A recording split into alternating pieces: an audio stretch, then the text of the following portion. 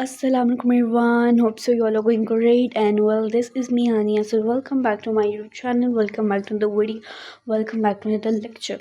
Once again, I'm with you guys, and today I am again with you with an interesting and a very fascinating topic. So we are starting another subject. As you know that we were done with science and we are coming towards math. But it now I told you in the last video that it's not confirmed that we'll do all the times we're gonna go through maths. It can be any subject, and because I changed my opinion of for today's subject, because I also get bored and you also get bored, because it also depends on mood. So I came towards maths, and today we're going to learn about area of triangle. So it's going to be very good and very interesting, and hope so you're going to enjoy it. So let's start it without wasting any of our time. So Bismillahirrahmanirrahim, a warm up session. So first of all, what are 2D shapes? So 2 and D. D represents dimensional. So 2D shapes are two-dimensional shapes like length and width. Okay, the things that have length and width, like you can say 2 dimension, these are known as 2D shapes. ठीक है, and name a 2D shape having 3 sides, so that is triangle, because we know that it's triangle who has 3 sides. What is the sum of interior angles of a 3D sided closed figure having 2 dimensions?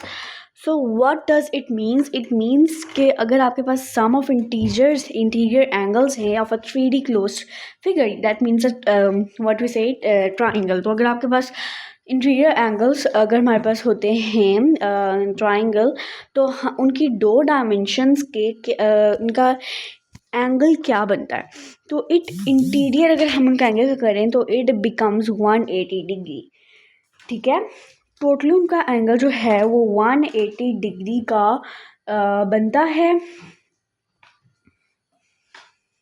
And अगर आप ऐसे कर सकते हैं कि अगर आप singularly करते हैं तो उसका 60 डिग्री एंगल पर बनता है, और ये चीज़ कंफर्म्ड होती है कि their angle would be of 60 degree अगर हम उसको जो है ईच साइड का करें तो. बिस्मिल्लाह. अच्छा, so what's a triangle? So a triangle is a 2D shape having 3 sides with a 3D and a 3D sided closed figure. आप कुछ भी कह सकते हो, can even say that it's a 2 dimensional shape having 3 sides. ठीक है. Now types of triangles. Let's recap. So constructing the concept. So types of triangle. There are types of triangles can be classified with respect of sides and with respect of angles. तो आप कुछ 3 ऐसे हैं जो with respect of sides and कुछ 3 ऐसे हैं जो with respect of angles हैं. तो पहले हम लोग पढ़ते हैं types of triangle with respect to sides. अब sides का क्या मतलब है? इसका ये मतलब है कि side के मुताबिक कौन से हैं, और angles का मतलब है लाइक हमारे पास होते हैं straight angle, reflex angle, complete angle, right angle, obtuse angle, acute angle, 0 degree angle. तो ये सारे angles. ठीक है. तो सबसे पहले हमारे पास आता है types of triangle with respect to sides में. First of all we get equilateral triangle. So equilateral equi से आप पता चल जाता है, इसका मतलब है कि इक्वल. इक्वी से ही आपको पता चल जाता है इसका मतलब है इक्वल. सो इक्विलेटरल ट्राइंगल वो ट्राइंगल होता है जिसकी all 3 sides and all 3 angles are equal. Measurement of each triangle is 60 degree. Each angle is 60 degree. Sorry. अब इक्विलेटरल ट्राइंगल आप देखें, इक्वी से आपको पता चल जाता है इक्वल. इक्वी से आप ये याद कर सकते हैं कि इक्वी का मतलब है इक्वल. तो अब जो है वो ऐसे लाइक हम कह सकते हैं all the three. What is a equilateral triangle? Equilateral triangle is a triangle whose all 3 sides and all 3 angles are equal in measurement and measure of each angle is 60 degree. यानी एक angle 60 degree का होगा ही होगा. ठीक है, एक angle की measurement जो है 60 डिग्री होगी. उसके बाद हमारे पास आइसोसेलेस ट्राइंगल. आइसोसेलेस ट्राइंगल तो it has 2 sides and 2 angles are equal.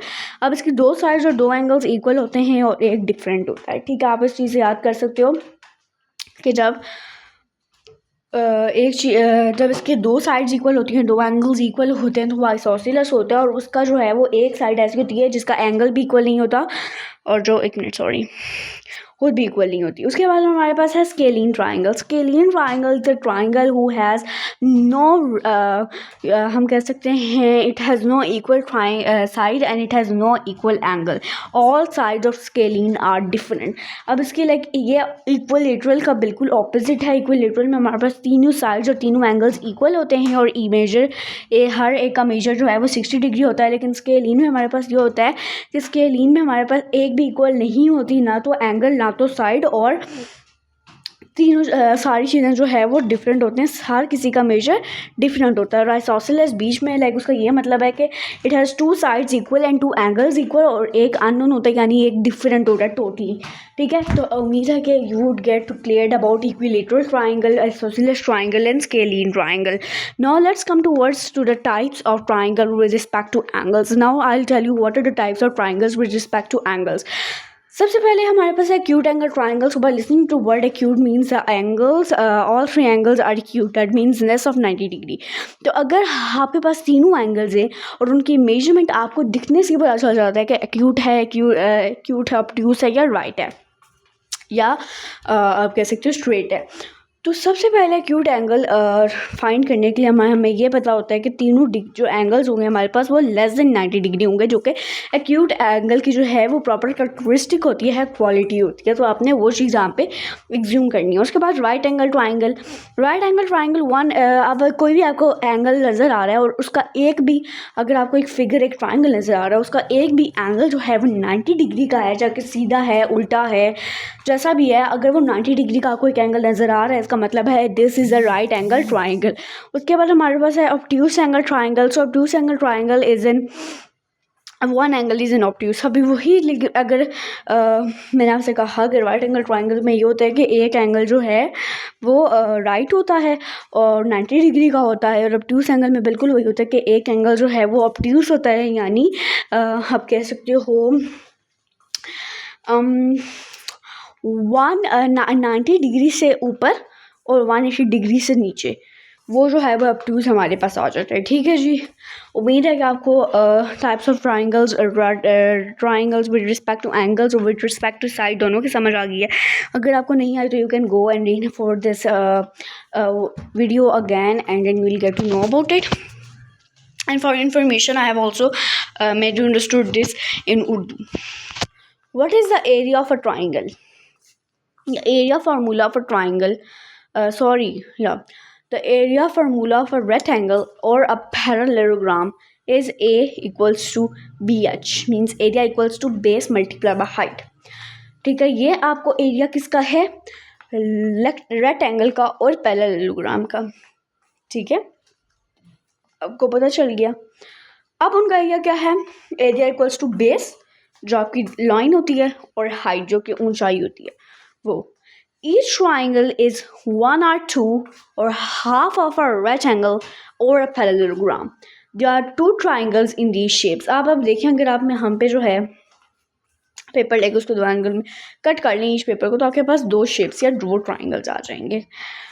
Formula for finding area of triangle. अब वो क्या फार्मूला है जिससे हम एरिया फाइंड कर सकते हैं, वो भी ट्राइंगल का। The area formula for a triangle is area equals to base divided by area equals to 1 divide by 2 multiplied by base multiplied by height. So it can also be written as area equals to base multiplied by height divided by 2. तो जब आप base को height से multiply कर लेंगे तो उसके बाद जो भी आपके पास आंसर आएगा आपने उसे 2 से डिवाइड कर देना है, you will get the area of triangle. तो once again I am speaking once again कि अगर आपके पास आपको एरिया फाइंड करना है तो आपने बेस मल्टीप्लाई बाय हाइट करनी है, जो भी आपको गिवन होगी उसके बाद उसको मल्टीप्लाई करके जो उसका आंसर आएगा उसे 2 से डिवाइड कर देना है, सिंपल एंड शॉर्ट। आप इसको 1 और 2 multiply by base multiply by height भी लिख सकते हैं, यहाँ तो area equals to base height यानी base multiply by height divide by 2। ठीक है, उसके बाद है altitude of a triangle. Now altitude of a triangle is a line segment from the vertex that is perpendicular to the opposite side. अब मेरे पास यहाँ पे मेरे पास एक वर्टेक्स है, ये मेरा प्रॉपर वर्टेक्स है। अब जो इस वर्टेक्स से ऑपोजिट मेरी लाइन है जो कि ये वाली है, ये मेरा एल्टीट्यूड है। Like this is my vertex और ये लाइन मेरे उसके बिल्कुल ऑपोजिट है, तो ये मेरा एल्टीट्यूड है। इसमें ये वाली मेरी एल्टीट्यूड है, इसमें ये वाला मेरा एल्टीट्यूड है।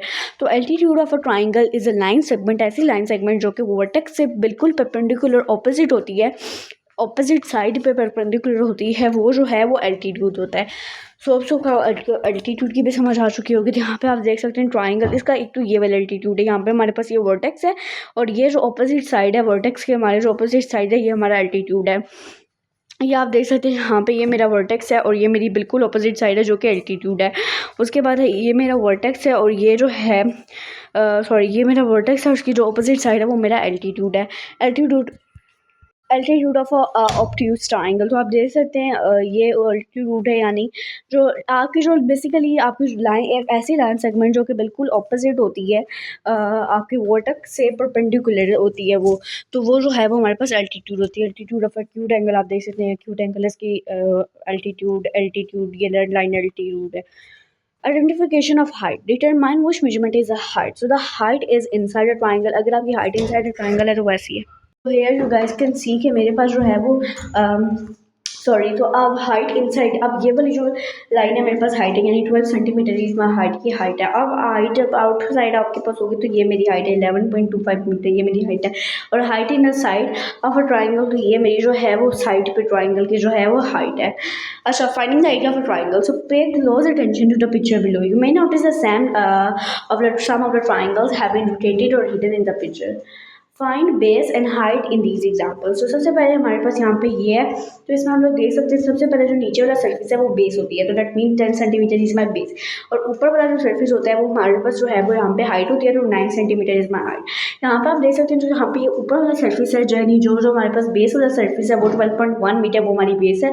और ये जो सर्फिस है इनसाइड वाला, ये इनसाइड हमारी हाइट है, यानी 6.4 मीटर। उसके बाद यहाँ पे आप एक हाउस देख सकते हैं, इसमें जो यानी ये जो ऐसी जो वर्टिकल तरह से कोई चीज़ ऐसे पे होती है ना, तो उसे हम बेस कहते हैं, यानी 7 यार्ड हमारा बेस है। उसके बाद ये जो चीज़ खड़ी होती है या स्ट्रेट हॉरिजॉन्टल होती है वो हमारी हाइट है, तो 4 यार्ड हमारी हाइट है। सो apply the area formula, so write area formula, rewrite the area formula substituting the values you know।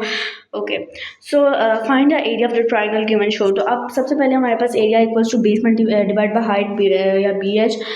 उसके बाद हमारे पास एरिया इक्वल्स टू, अब हमारे पास 1R2 मल्टीप्लाई बाय, अब पहले आपने इन दोनों को आपस में मल्टीप्लाई करना है, 175.5 आ जाएगा, फिर आपने इसको 2 से डिवाइड करना है, तो आपके पास 87.75 रेशियो स्क्वायर मीटर आपके पास आंसर आ जाएगा। So what is the shoulder partner find the area of the following triangles during rally coach. तो यहाँ पे सबसे पहले हमारे पास है कि इसका फाइंड करते हैं। तो अब आपने क्या करना है, मुझे पता है बेस क्या है मेरी और मेरी हाइट क्या है, दोनों को आपस में मल्टीप्लाई करना है और फिर इसको 2 से डिवाइड कर देना है। इन सब में वही करना है, आई डोंट हैव टाइम ताकि मैं वो आपके साथ आपको डिस्कस करूँ। अच्छा, यहाँ पे हमारे पास क्या है, यहाँ पे हमारे पास है एरिया, हम लोगों ने फाइंड करना है। मैं आपको बस ये आपका होमवर्क और ये आपने करना है। बेसिक थिंग इसके आपने जो है बेस और हाइट को आपस में मल्टीप्लाई करके 2 से डिवाइड कर देना है। ये बेसिकली एरिया ऑफ रेक्टेंगल का फार्मूला है। ये आप याद करेंगे तो आपको बाकी सारा खुद ही आ जाएगा। So hope so you understand today's lecture. So bye bye, take care and अल्लाह हाफिज़ एवरीवन।